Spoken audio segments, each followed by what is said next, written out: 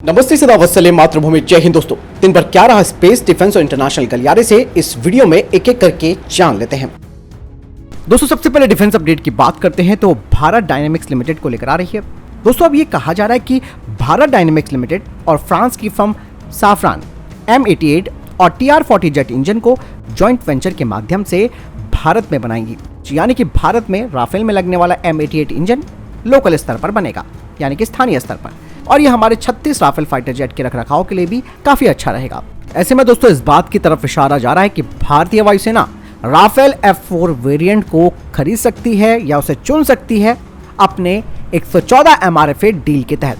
और यही नहीं दोस्तों, ये तो एक इशारा हो गया जिससे ये बात पता चल रही है, लेकिन एक और इशारा मैं आपको बता दूं जो अभी हाल ही में भारत डायनेमिक्स लिमिटेड ने डसॉल्ट एविएशन के साथ एक MOU पर साइन किया है डिफेंस एक्सपो 2022 में, जिसके बारे में मैंने आपको डिफेंस अपडेट में भी बताया था कि BDL के द्वारा बनाई गई जो अस्त्रा मिसाइल की सीरीज है, इसके अलावा स्मार्ट एंटी एयरफील्ड वेपन्स यानी कि हथियार को राफेल पे लगाया जाएगा।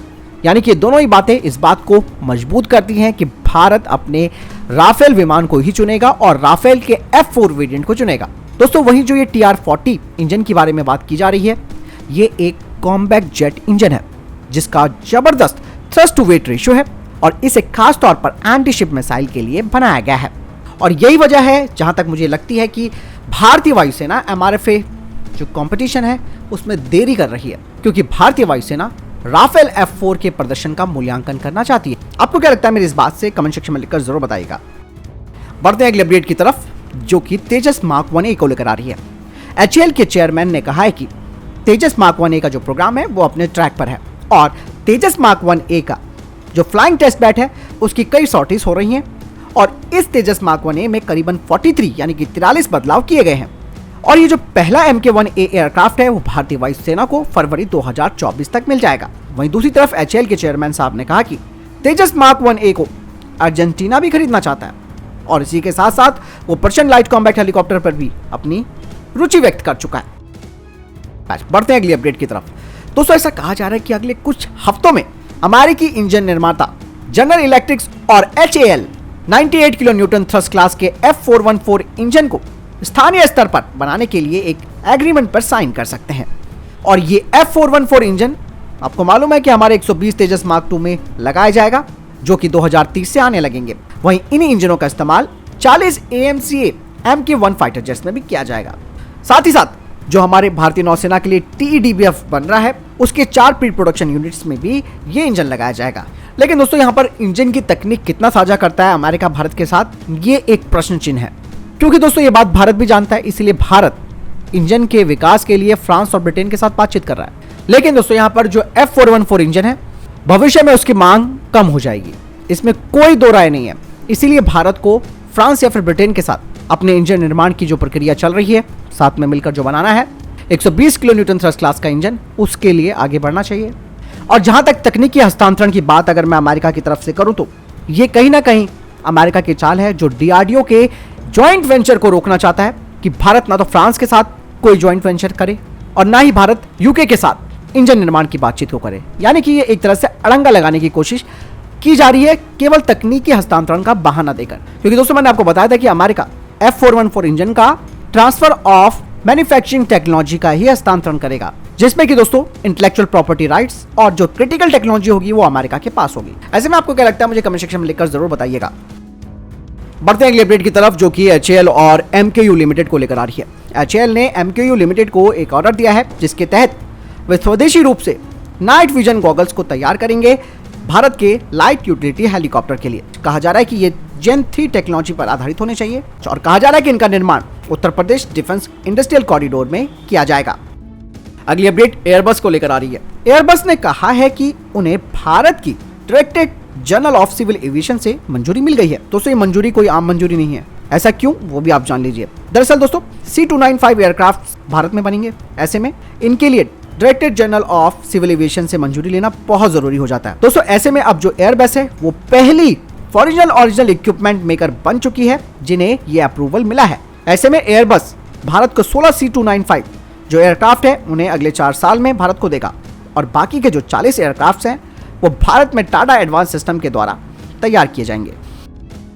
अगली अपडेट की बात करते हैं तो तेजस मार्क 2 को लेकर आ रही है।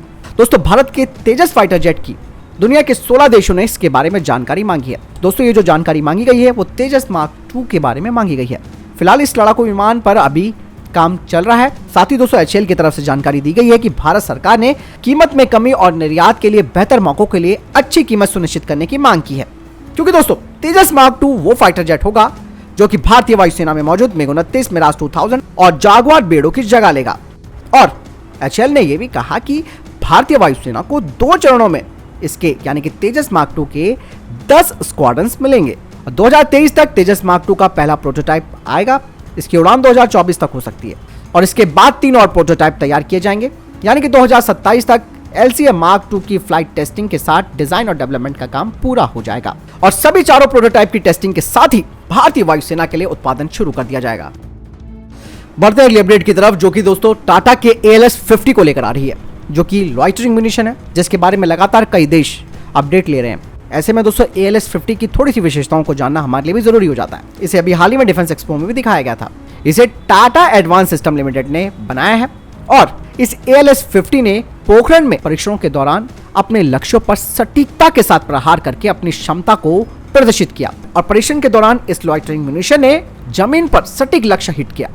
यही नहीं, इसके परीक्षण दोस्तों लद्दाख में भी हो चुके हैं, जो कि ऊंची ऊंचाई वाला क्षेत्र माना जाता है। वहां पर भी ये अपने आप को प्रूफ कर चुका है। इसमें एक हल्का कंपोजिट इस्तेमाल किया गया है और इस सिस्टम की जो रेंज है वो 50 किलोमीटर से अधिक है और इसमें 5 फ्लाइट मोड्स हैं, जिसमें कि fully autonomous, semi autonomous, loiter, attack और रिटर्न होम।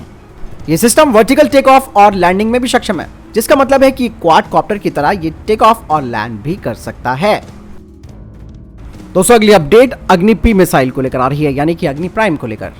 आपको मालूम है कि अग्नि प्राइम के अब 3 सफल परीक्षण हो चुके हैं और ये अग्नि प्राइम नई पीढ़ी की मीडियम रेंज बैलिस्टिक मिसाइल है और इसकी जद में पाकिस्तान और चीन दोनों आते हैं।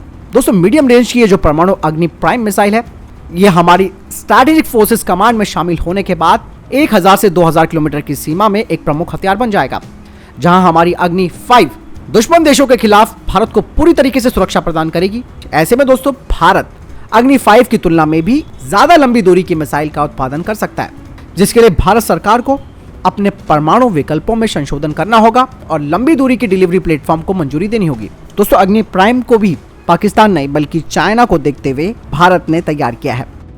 बढ़ते हैं अगली अपडेट की तरफ। दोस्तों अरुणाचल में जो हेलीकॉप्टर दुर्घटनाग्रस्त हुआ था, उसका ब्लैक बॉक्स अभी तक नहीं मिला है, जिसके लिए लगातार सर्च अभियान चल रहा है।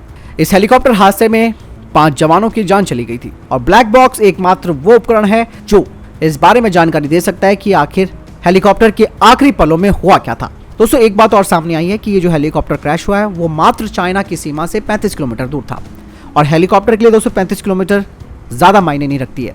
ऐसे में कई तरीके के प्रश्न उठते हैं। दोस्तों ये भी कहा जा रहा है कि दुर्घटना से पहले एयर ट्रैफिक कंट्रोल को ALH के पायलटों की तरफ से कुछ जानकारी मिली थी। ALH के पायलटों ने कुछ तकनीकी गड़बड़ी के बारे में बताया था। बढ़ते हैं अगली अपडेट की तरफ, जो कि इंटरनेशनल अपडेट्स को लेकर आ रही है। दोस्तों खबर ये आ रही है कि अब पाकिस्तान और चाइना सीपेक के अलावा 3 नए गलियारों को शुरू करने के लिए तैयार हैं। इसके बारे में द न्यूज इंटरनेशनल में एक रिपोर्ट छपी है, जिसमें कहा गया है कि चीन के राष्ट्रपति शी जिनपिंग अगले महीने पाकिस्तान की यात्रा के दौरान इस पर हस्ताक्षर कर सकते हैं और ये जो 3 नई परियोजनाएं हैं उनमें चीन पाकिस्तान हरित गलियारा, दूसरा चीन पाकिस्तान स्वास्थ्य गलियारा और तीसरा चीन पाकिस्तान डिजिटल गलियारा शामिल है। दोस्तों इन 3 परियोजनाओं का भी हाल वही होगा जो सीपेक का हो रखा है। गलियारे के बड़े शौक रहते हैं इन दोनों देशों को, अब वही गलियारे इनको गड्ढे में ले जाएंगे। देखते हैं आगे क्या होता है इसमें, वो तो समय बताएगा। बढ़ते हैं अगली अपडेट की तरफ। दोस्तों किंगडम ऑफ सऊदी अरेबिया के क्राउन प्रिंस और प्रधानमंत्री मोहम्मद बिन सलमान अगले महीने भारत आने वाले। सऊदी प्रिंस का ये दौरा काफी महत्वपूर्ण है, क्योंकि दोस्तों ये दौरा इंडोनेशिया के बाली में होने वाले G20 समिट से ठीक पहले किया जा रहा है। कहा यह जा रहा है कि 14 नवंबर को भारत आएंगे और उसी दिन वापस लौट जाएंगे। अभी दोस्तों क्राउन प्रिंस के दौरे से कुछ दिनों पहले ओपेक प्लस ने तेल के उत्पादन को कम करने का निर्णय लिया है। रिपोर्ट्स ये आ रही है कि सऊदी प्रिंस का ये जो भारत का दौरा है वो ऊर्जा के क्षेत्र के लिए बहुत महत्वपूर्ण माना जा रहा है और इस यात्रा के दौरान भारतीय प्रधानमंत्री ऊर्जा सुरक्षा के क्षेत्र पर बातचीत कर सकते हैं, क्योंकि रूस यूक्रेन की युद्ध की वजह से पूरी दुनिया में ऊर्जा का संकट पैदा हो चुका है। बढ़ते हैं अगली अपडेट की तरफ, जो कि इसरो से आ रही है। दोस्तों भारत की अंतरिक्ष एजेंसी लगातार अपने काम में व्यस्त है। इसरो ने अब खुलासा किया है कि अगले साल वो कई प्रक्षेपण करने जा रहा है, जिसमें कि कमर्शियल, नेविगेशन, सूर्य और चंद्रमा मिशन भी शामिल है। इसरो के अध्यक्ष एस सोमनाथन जी ने कहा कि मिशन चंद्रयान 3 अंतरिक्ष यान का एकीकरण परीक्षण चल रहा है, 2023 में इसे लॉन्च किया जाना है।